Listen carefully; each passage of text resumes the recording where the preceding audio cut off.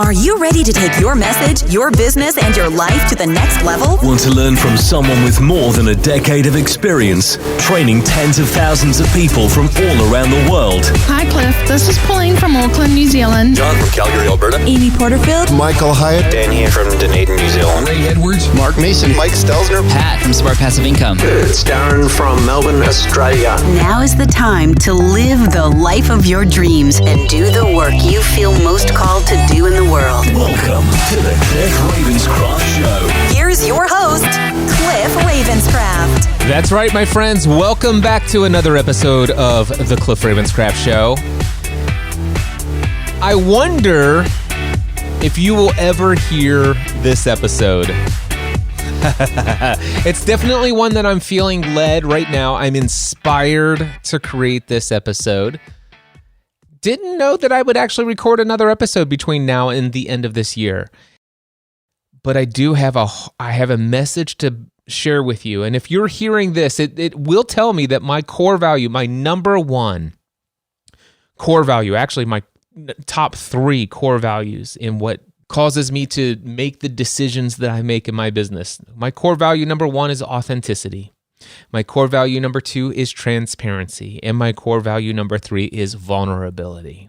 We're going to put all 3 of those, authenticity, transparency, and vulnerability, to the test in this episode. I was working with a one-on-one coaching client that I respect and love dearly. I was sharing some significant major revelations. Not that I have everything fully processed, but this idea of coming to you consistently, with consistency being the key to success. I've been teaching that principle that, hey, if you want to really succeed in building a loyal online true fan community, especially if it's an audio podcast, I can tell you right now that you want to be able to understand that consistency is key. You got to try to avoid creating content just for the sake of consistency. But man, if you really want to knock it out of the park, I can tell you right now, the winning formula is make a commitment to show up every single week. And recently I was talking to a group of friends and I said, hey, if you've heard that message from me and you followed that advice, I'm sorry. I apologize. Because looking back and evaluating where I am today, I don't know that I agree with that anymore. I'm not absolutely 100% confident and convinced that I was wrong, but man, where I sit right now, consistency is not the key to success. There are seasons where I think it's okay for you to just bow out for a while, not show up, and get some things reorganized, reevaluate your commitments, come back, and when you're ready, create some more content. But if you don't feel led or inspired, if you're not excited about creating content, more and more, and I've felt the freedom to just be bluntly honest with people since I've let go of the podcast Answer Man moniker. It's like, listen, if you come into me and you're telling me, say, Cliff, I really hate creating content. It's like the least favorite thing to do. My standard piece of advice is stop creating content. Shut it down. I mean, just record an episode and say, hey, I'm taking some time off. I may not be back. There's plenty of stuff in the archives. I'll keep it up and running for as long as you guys seem to continue to consume it. I don't know, but just stop. And I've given that advice to a lot of people. And oddly enough, when I've given that advice to people, it's funny how the thought of shutting it down, the thought of putting an end to it, all of a sudden motivated them. There was a vlog that I did on my YouTube channel, and it was inspired by Monique DeBose. She's the wife of Rich Lidfin, and she told a story in a podcast interview where she was pursuing something. I can't remember what it was, whether it was dance or something. And her teacher said, listen, if you can walk away from this, walk away. I mean, it sounds like a very brave thing to do, to step into this context. Were you not just tempted to leave these things for someone else to say while you just got on with your music? I couldn't get on. That was the problem. Trust me, if I've said this, I had a teacher once who said she was teaching what she was doing, and I was learning from her, and she said, Monique, if you can walk away from this, walk away. And I could walk away from it. So I did. And I kind of never understood why she said that. Mm-hmm. But this, I'm like, oh, this is my thing. If I could walk away from this, I would 100% walk away from it. But I can't. I feel like it's the charge my soul has been given to really integrate all of the parts of myself, which also includes integrating all of the parts of this country, because that is what I'm made from. I just feel like that's been imprinted on my soul, and that's what I have to do. But trust me, if I could walk away, Mark, I would be on a beach. And so I give this advice to a lot of people. Like, listen, if you could walk away from creating content to your podcast, then walk away. If you could go for the next 3 months and never record a single episode of your podcast, then by all means, don't create a single episode for your podcast for the next 3 months and refuse to feel guilty about it. I would guess that I've given that advice at least 10 times in a very serious way with people in hot seats or in one-on-one coaching, where they told me that they're really struggling to be consistent with creating content for their podcast or their YouTube channel or their email newsletter or whatever else. And I was like, and they're like, Cliff, can you help me get my mojo back? Can you help me get motivated? Can you help me get that leverage? And I'm like, yes, I can. I'm convinced that I have the techniques and the skills and the methods to get leverage and help you see this in such a way that you'll be committed to it. But my question is, at what cost? When somebody's saying, listen, I need to commit to doing something that I hate to do, don't like to do, don't want to do, but I got to find a way to do this. And I ask the question, why? Why do you feel that you have to do it? And of course, it stings a little bit. Well, because Cliff, you said that consistency is key and that I need to show up for my community and that they're looking forward to me. And I'm like, oh. And then I'm like, I'm sorry. And oftentimes I'm like, listen, do you think it's possible that you could get what you were hoping to get without creating the podcast content? And then we talk about reframing what the possibilities exist for that. And I'm like, well, why don't you just go do that? What I've learned, what I've discovered in many cases, and certainly in my own life, it was my own obsessive nature to consistently show up every single week without fail, create that content, because that's something I knew that I could show up and I could force myself to do. I'd feel good because I did it, and I could check another thing off of my to-do list, regardless if it helps me get closer to my ultimate outcome. The one thing I can tell you is, regardless of the outcome, at least I feel that I did something today, whether it helps me get closer to my end result or not. And oftentimes, the time spent on creating that piece of content was easier to do because it's more comfortable than maybe some of the newer, uncomfortable things of me going out and doing something that would probably be way more effective in getting my ultimate outcome. I have talked many times about the fact that over the last 10 episodes or so, there was a lot of travel that happened this late summer, early fall.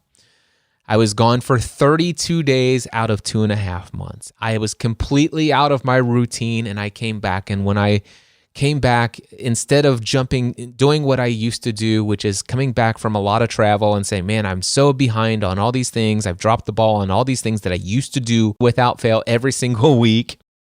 All these things that I used to do, gosh, for 32 days, I was out of town, and I just didn't do those things that I normally do every week. And what I realized is that from a business perspective, it had no negative impact.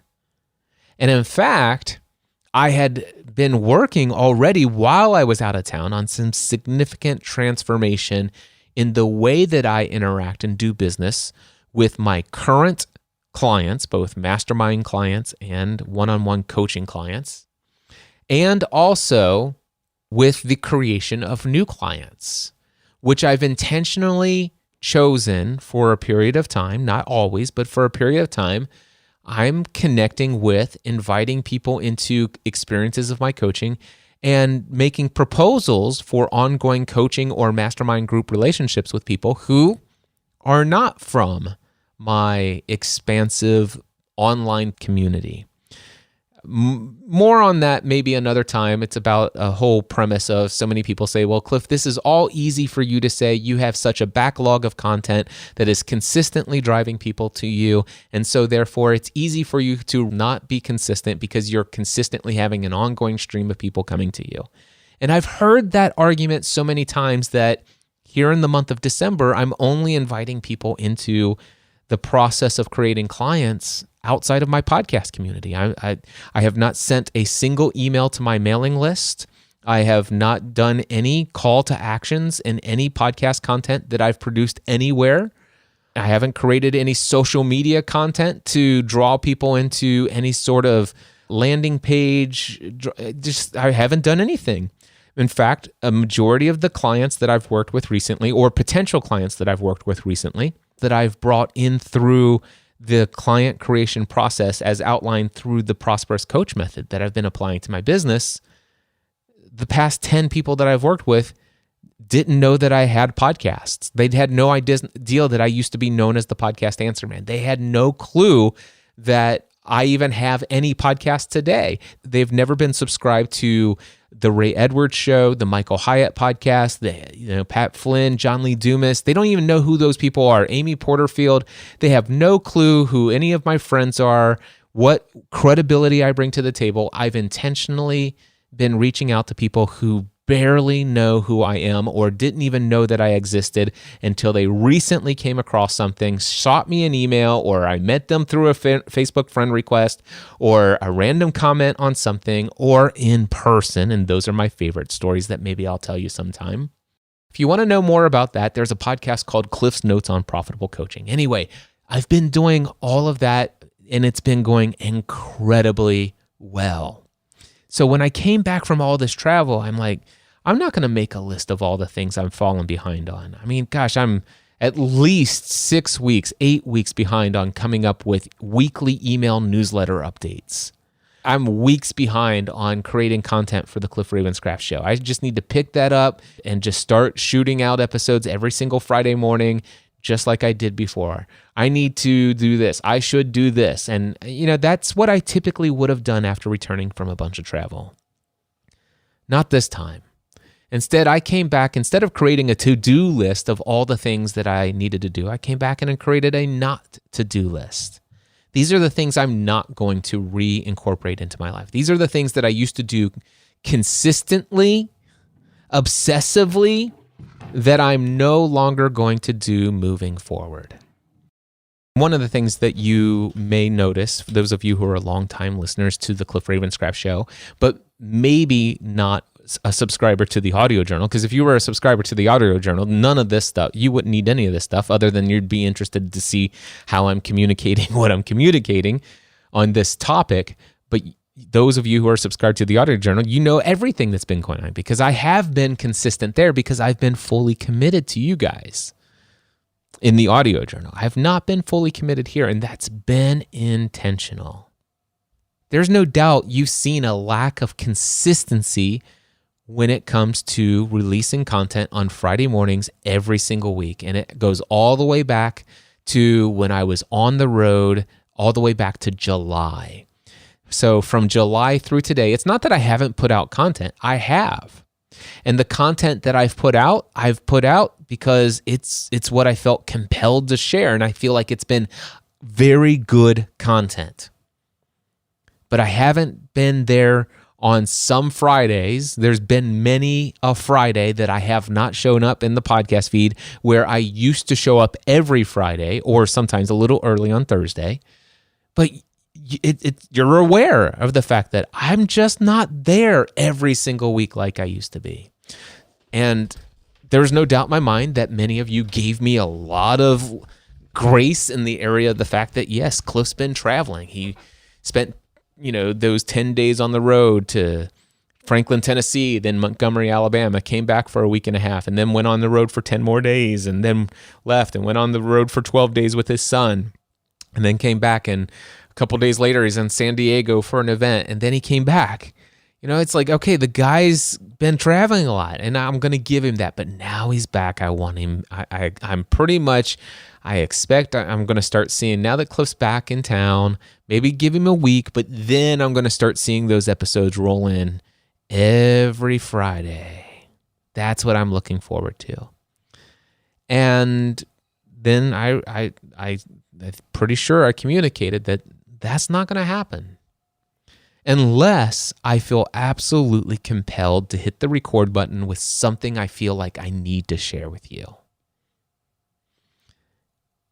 And I wasn't going to share something with you until yesterday. I had a coaching call with a one-on-one coaching client.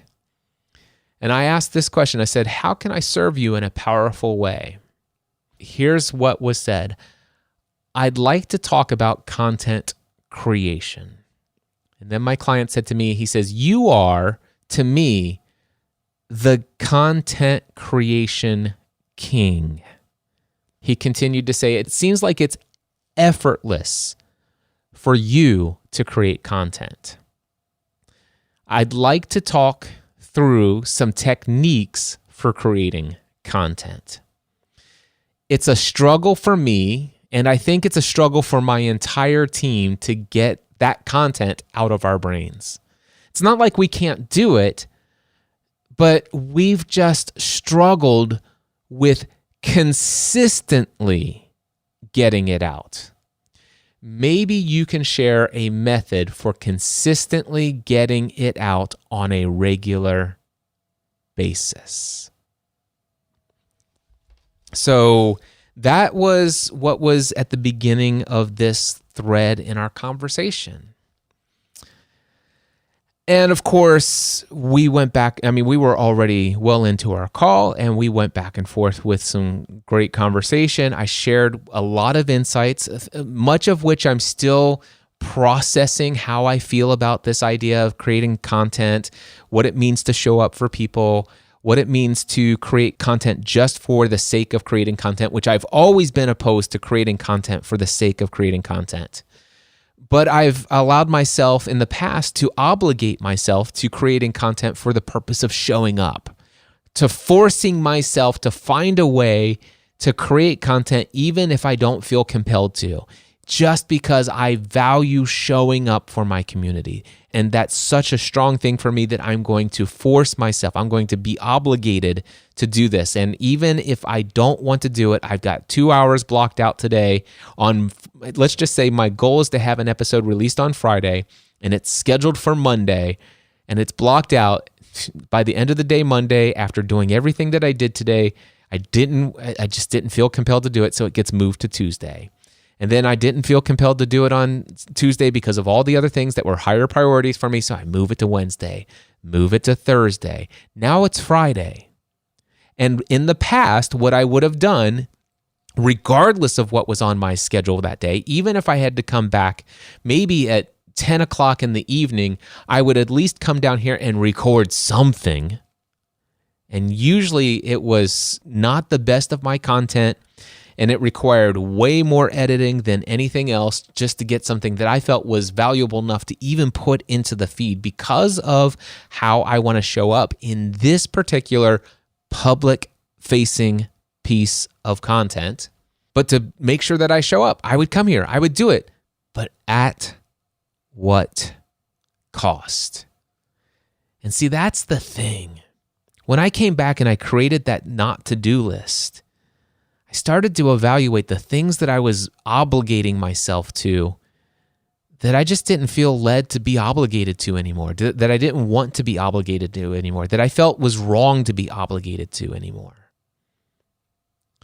And obligating myself to showing up for my community, while it is still today a desire of mine to show up consistently for you, it's not a commitment that I'm fully committed to. At least not in this season of my life. And I'm specifically talking about here in the final quarter of 2019 and maybe even the first several weeks of 2020. I had found that prior to this decision, I was over obligated and undercommitted. I had made a commitment to do a lot of things, but I was not fully committed to anything. And that is what has changed. I had to make some evaluations of what is it that I am going to be fully committed to, and what obligations have I made a commitment to in the past that are currently in the way of being fully committed to these commitments. And creating content every single week without fail for a season became an obligation. And I've been focused since September on many other things that I am fully committed to. And I did share with this client some of the things that I've done, but this client is not an audio journal subscriber. So I know he doesn't have the whole backstory. He doesn't understand all the things that have been going on behind the scenes. What happened was I was sharing some of this stuff and maybe out of context. See, I have so many authentic, transparent conversations, and in the audio journal, I share so much. And in the Next Level Mastermind groups, they're aware of all of this stuff. And this one client that I speak to once a month, I may have made the assumption that he knew a lot more behind the scenes than what he actually knew. So, with that being said, and the reason why this episode is happening is because he goes, Cliff, I think that sounds incredibly selfish. And I'm like, ooh, them's some words that have weight. Those words carry weight. And I had to sit there and process. It's like, wow, those words actually just came out of this person's mouth. This is a client that I love. This is a client that I respect amazingly. And while I'm not looking to defend my motives, while I'm not looking to all that stuff, but this is something that's like, is this the way that I'm being perceived? And the question is how important is it important for me to manage how other people perceive me in this area? And the question is, am I being selfish? And in the moment, I'm like, maybe you're right. I didn't go back and listen to it again, but I think I might have heard say, it's like, from my perspective, you've had this gift of this amazing community, these thousands of people who tune in, and I'm one of them that looks forward to an episode every single week. Man, and you have such an incredible gift, and it seemed, and I don't know how this was worded, but the way I felt the words, whether these were the words that were shared or not, is it just seems like it's poor stewardship of a gift that God has given you or the resources that God has given you to not consistently show up for that community. AKA, it seems selfish. And while I felt the weight of those words, I was instantly in real time evaluating, how do I feel about this? It's like, man, I totally get where this client is coming from. In fact, I told him, I said, listen, I totally get it. I'm in your shoes right now. My favorite podcaster in the world, his name is Father Roderick Von Hogan. I've been listening to him since 2005. I've never missed an episode. I'm subscribed to 3 of his podcasts, and I look forward to him. I'm even a Patreon supporter, and there are times when he goes a week without creating content. And I'm like, oh my gosh, where are you? It's like I need your voice. It's not that I need his content to unlock some next mystery. How do I get to the next stage in life? I just miss his voice. I miss his encouraging tone of voice. I miss his encouraging way of thinking, his worldview, his positivity, his energy. And I just tap into that every week. And it's just such a calming, it's a calming presence in my life on a consistent basis. And when he's not there, I really feel it. And so I get it. I know what it feels like. It's like, man, where are you?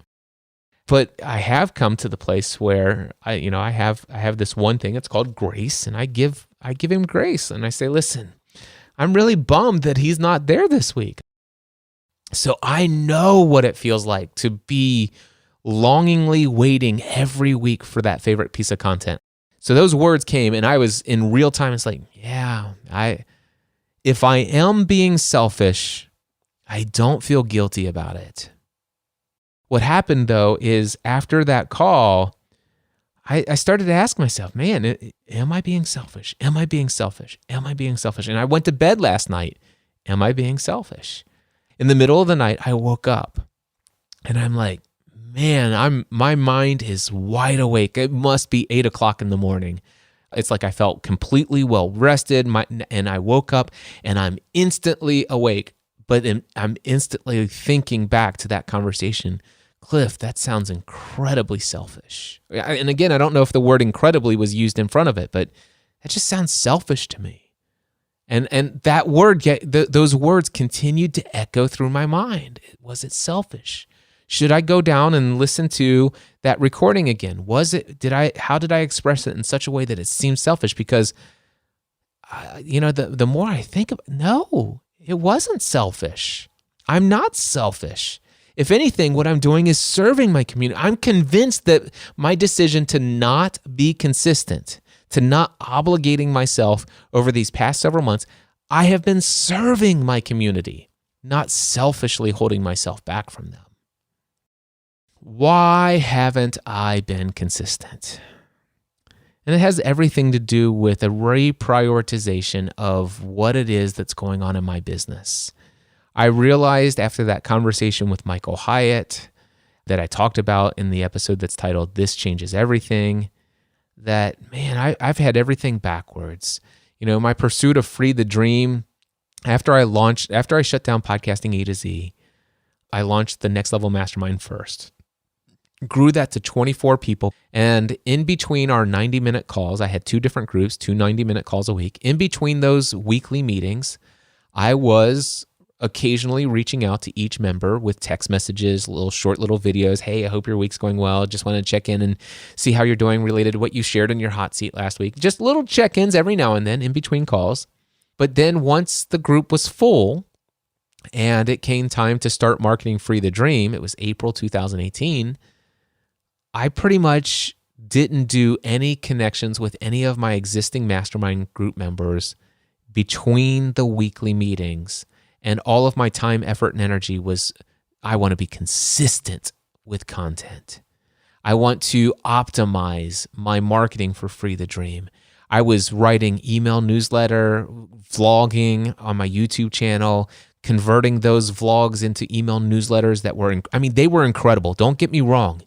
All you need to do is go to cliffravenscraft.com and sign up for my newsletter if you've never been on my newsletter, and just watch what will happen over the next 27 weeks. So I created content. I was marketing Free the Dream, and the thing is that Free the Dream was not financially successful. It ended up costing a lot of money as a result of just the expense of the conference versus the amount of ticket sales that first year. But then there was the opportunity costs.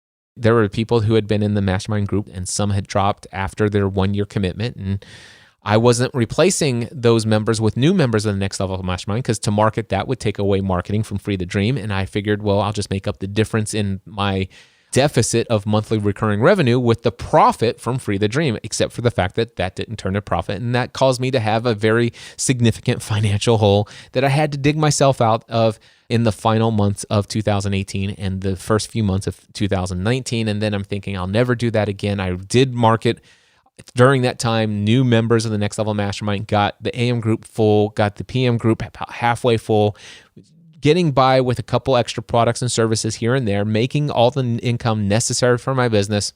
And then all of a sudden, April of 2019 rolls around, and I'm starting to market Free the Dream. And some of you were aware of what happened in July.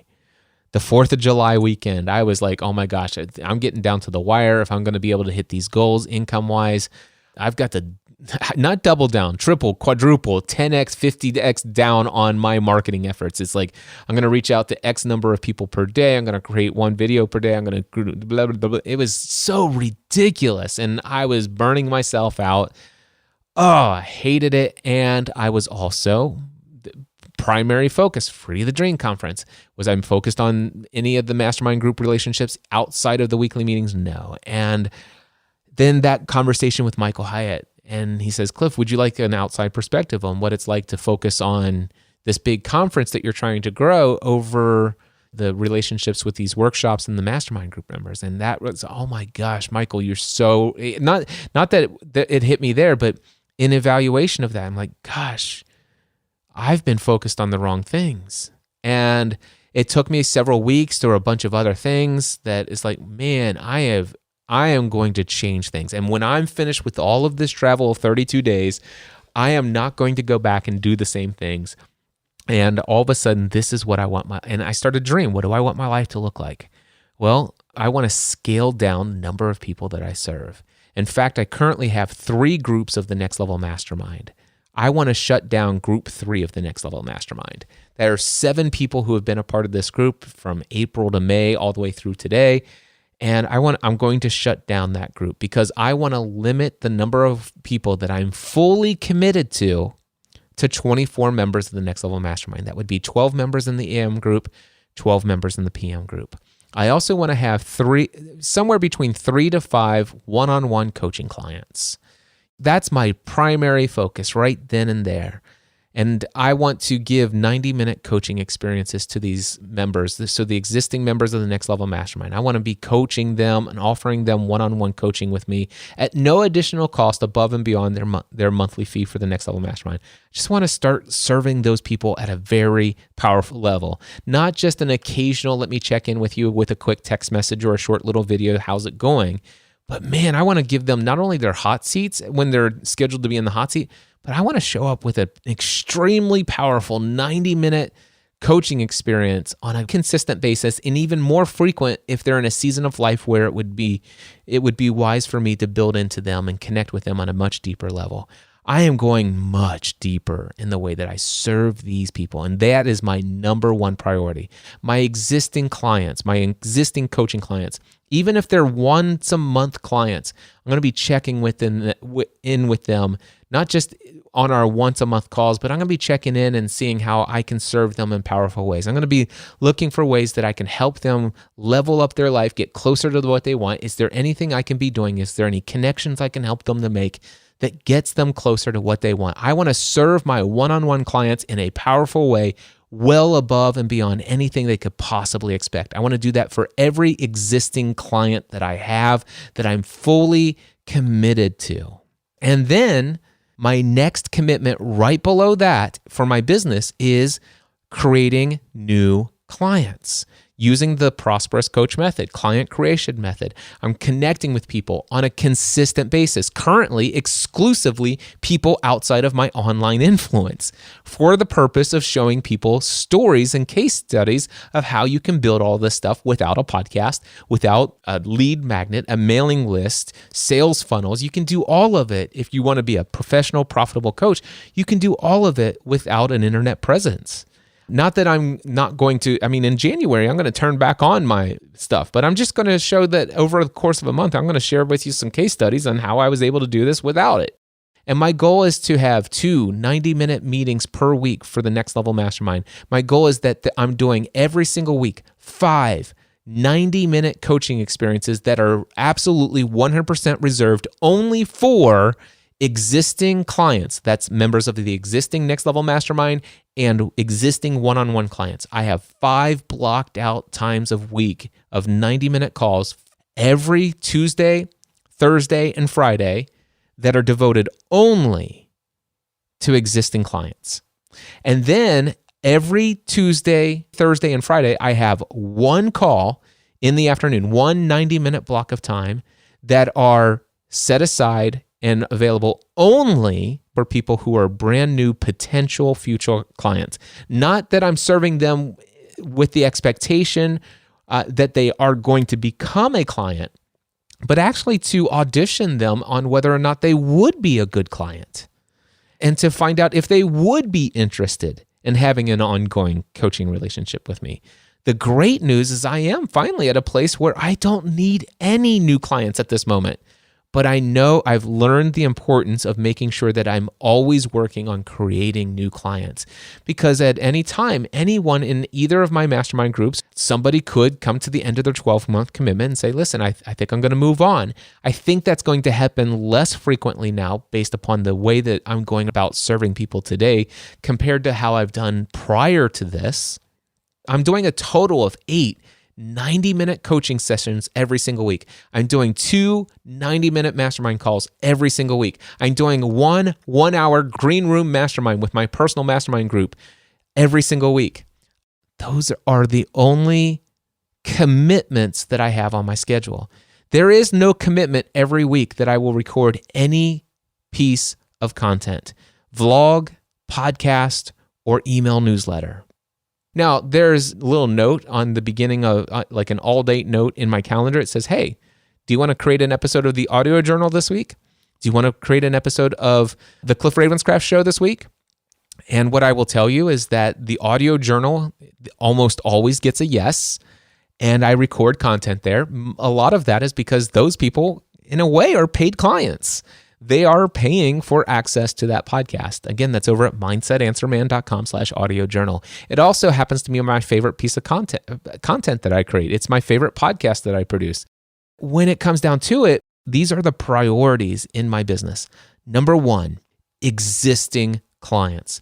Priority number 2 in my business, creating new clients. Priority number 3 is creating content. Over the last several months, there's been what do I want my life to look like? How do I want to focus on my business? How do I communicate to all of these mastermind members about all this being changed? See, first and foremost, I made the decision to shut down an entire mastermind group, a group that's been meeting for many months, has 7 human beings in it, and individually having conversations with them, helping them understand why this is coming to a close as far as the mastermind group, helping them in a powerful way while I'm still serving them no less than the people who are paying the highest amount of money that I charge for the coaching that I do, way above what Group 3 was paying for the Next Level Mastermind membership. I served all of them in such a powerful way. And today, Wednesday, December 18th, was the final meeting of that group. It was a powerful meeting. It was incredible. And I'm very excited about how these months that we've spent as Group 3 of the Next Level Mastermind is really the beginning of this relationship that we have, the 8 of us, the 8 men that were a part of this group. So there's the management of that. I mean, that was a lot of time, effort, and energy, my life force poured into these human beings to make this the powerful conclusion to this group that it was today. It took a great deal of care, a great deal of love, a great deal of service and sacrifice on my part to serve them in a way that I felt compelled to serve them. And then there was a lot of transition into showing members of the existing groups of how things are changing. And for the last several months, I have done more 90-minute, I've done 8 90-minute one-on-one coaching calls every week with different human beings who have a vast array of life challenges. And there's a lot of empathy that gets poured into that. And I got to tell you, I love what I do, but it takes a lot to do it and to do it at the level. And I tell you, there's no question in my mind, it was the right work. If I have to be selfish and at the end of the day, after serving 3 human beings through 4.5 hours of absolute undivided, undistracted attention and pouring into and giving them the fullest expression of everything that I could possibly bring to the table for them and the follow-ups on those calls and taking notes and sending them the audio recordings and all of this stuff. At the end of the day, I'm like, do I want to create an episode of the Cliff Ravenscraft show right now? Nope. Moving on. All right. And it's like, is that selfish? I don't think so. I really don't. Or if it is, I'm like, yeah, okay, I'm going to put my need over the desire to show up for my community. I'm not going to show up this week because this week I'm not that I'm exhausted, but I've met my limit of what I feel is the appropriate level of energy to give to the work that I do this week. I don't see myself consistently not being consistent. What do I mean by that? What I mean by that is that I came back at the end of September, or, at the end of September. No, it's October. It was just in October. So it's taken me about a month and a half, 2 months to implement all of this clarity about what I want my business to look like. It's taken about a month and a half, 2 months to communicate all of these changes to existing members of the groups, to shut down an entire group, to create so many new clients, and to actually evaluate how am I implementing the client creation strategy, and all of this stuff, and pouring everything into all of these people in a powerful way that's never been done before on my behalf. I've never done life at this level before.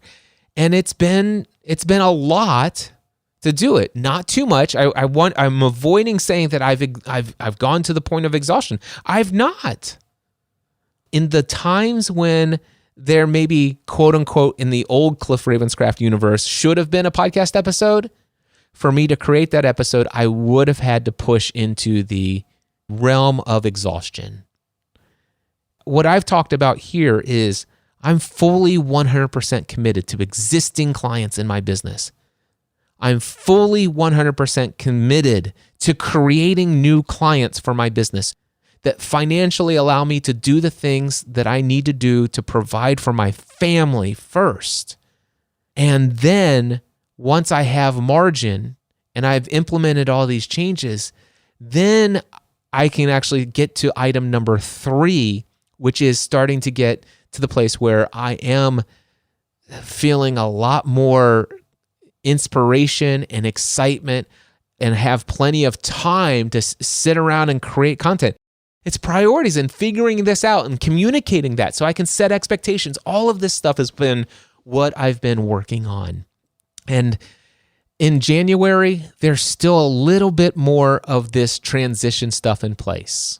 I don't know that I'll ever commit to being anywhere in a podcast every single week on a consistent basis. I'd like to show up on a weekly basis. I'd like to. But it's only if I feel inspired to, compelled to. I feel like I must. And if I don't feel like that, I'm not going to create it. So, with that being said, there's a chance there may not be an episode after this for the rest of this year. And that's just 2 weeks, right? There may be a chance that you may or may not get a few episodes of the Cliff Ravenscraft Show in the first 2 or 3 weeks of the year.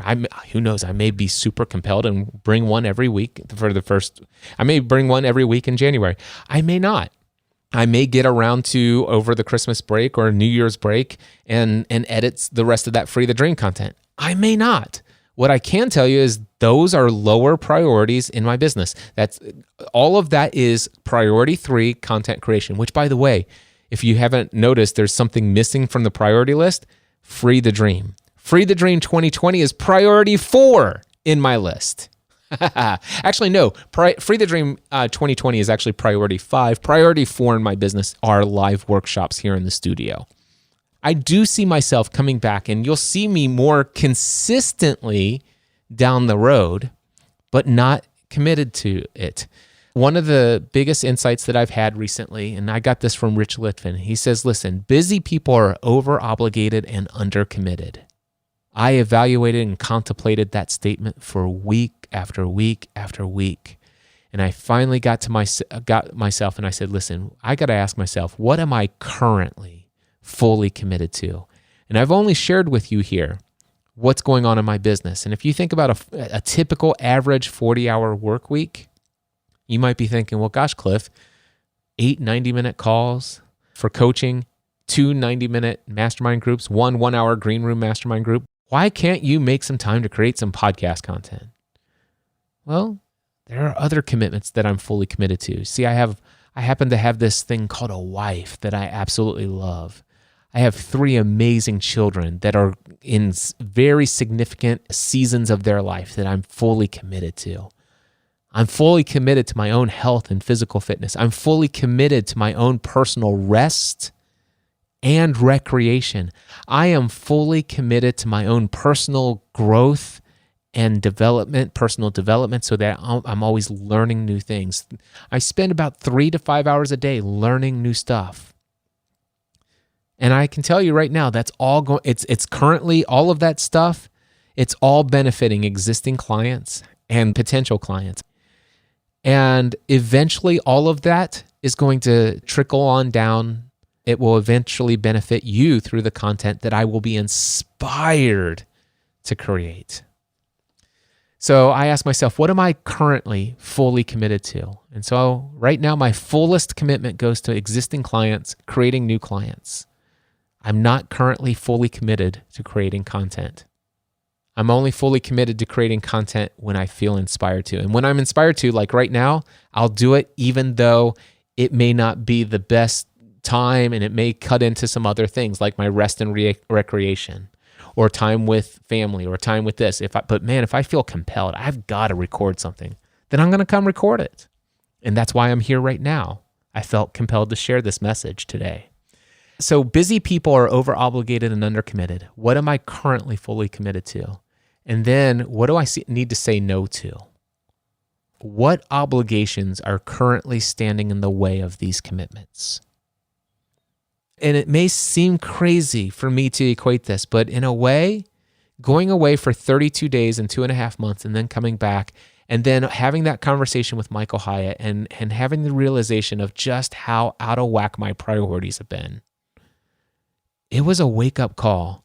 And thankfully, I didn't have to land in the hospital to reevaluate my life, my business, and the way I want to show up in the world, the things that I'm fully committed to, the things that I'm going to intentionally, I want you to hear the words, I am intentionally not creating content when it's not being created. It is a decision. It's not that I can't fit it in, because I could. And in the past, I would have out of guilt. It would have been an obligation. But busy people are over-obligated and undercommitted. And I just want to put an end to doing things that I haven't intentionally chosen to do. And that's a way of life for me. And a lot of people have said, Cliff, it's very easy for you to make that decision because you have so much content. And I know I alluded to this earlier, but I got to tell you right now, knowing everything I know, if I could go back to December 2007, the 2 weeks before I entered into my full-time self-employment. It was January 1st, 2008. That's the first day of my full-time self-employment. If I could go back to this day in 2007, while I still had just a few weeks left of my day job, working in the family-run insurance agency, what advice would I go back and give myself? Ask yourself what you want your life to look like. What's the ultimate end result?